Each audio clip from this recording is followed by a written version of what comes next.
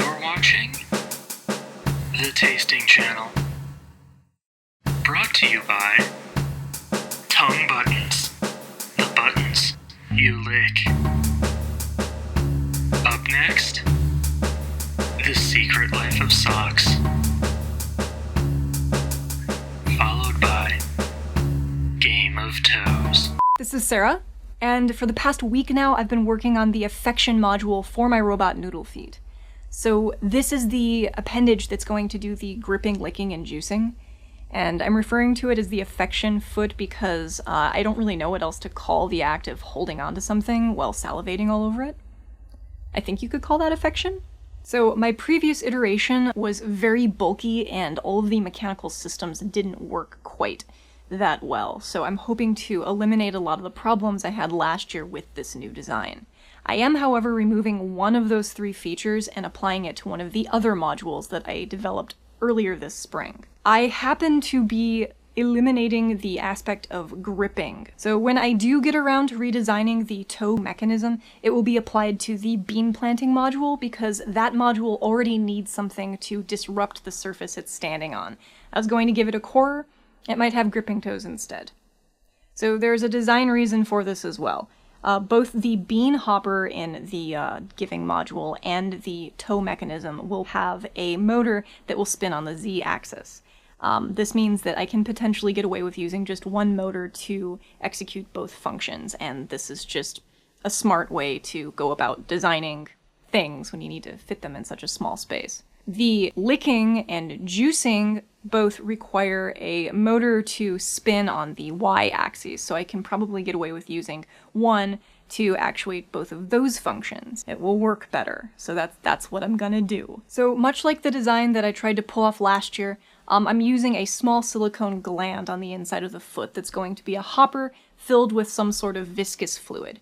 Instead of personal lubricant this year, I'm using just soap, because I have to clean the thing out anyway. To squeeze the gland, thus making it excrete the fluid, or the soap, I'm using a mechanical gripper, like a gripping appendage. This gland just happens to be one half of one of those silicone brush basters, and the brush half of this thing is what I use as Noodle's tongue.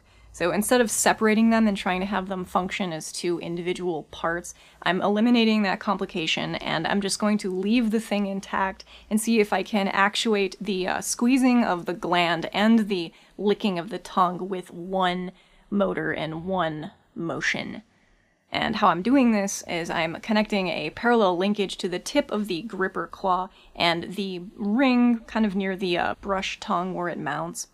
And every time the claw pinches the gland, it will actually use that downward motion to make the tongue poke out the bottom of the foot a few millimeters as well. So every time there is a squeeze, there will be a lick.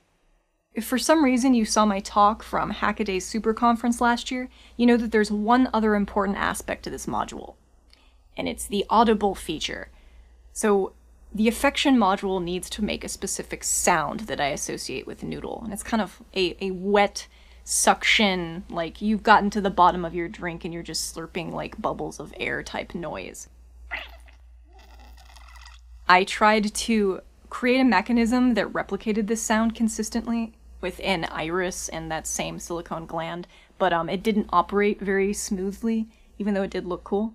So if my new rendition of the juicing gland does succeed in making this important sound, then I'm going to use a microphone and a speaker to help amplify the cries of affection. This is the affection module as it stands right now. I've gone ahead and loaded the gland up with some hand soap so I can test out whether or not it's going to make the sound I'm looking for, and whether or not it juices a little bit of fluid every time the grippers squeeze it.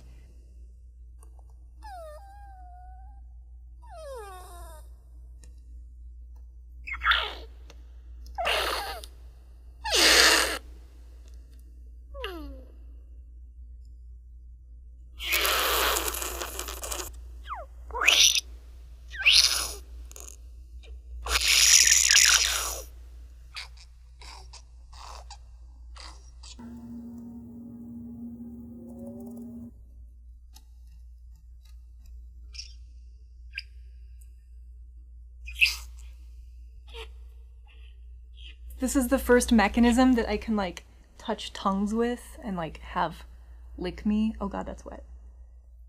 So one of the things you probably noticed about the design is that it doesn't quite fit in the footprint that I allowed myself very well, which is a 3 by 9 inch cylindrical space.